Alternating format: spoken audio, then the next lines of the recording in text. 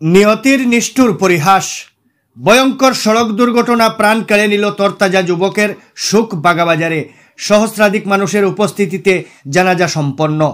শুক্রবার রাত 9:30 নাগাদ বাগাবাজার বাম বিদ্যাপীঠ হাই স্কুলের সম্মুখে 306 নম্বর শিলচর আইজল জাতীয় সড়কে এক ভয়াবহ সড়ক দুর্ঘটনায় প্রাণ কেড়ে নিল তরতাজা যুবকের।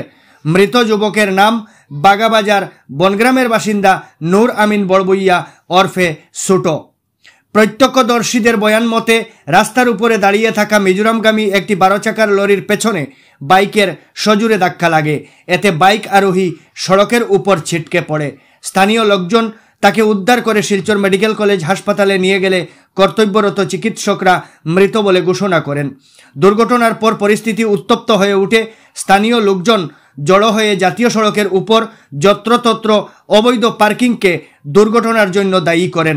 পরে দোলাই থানার পুলিশ উপস্থিত হয়ে পরিস্থিতি নিয়ন্ত্রণে আনেন।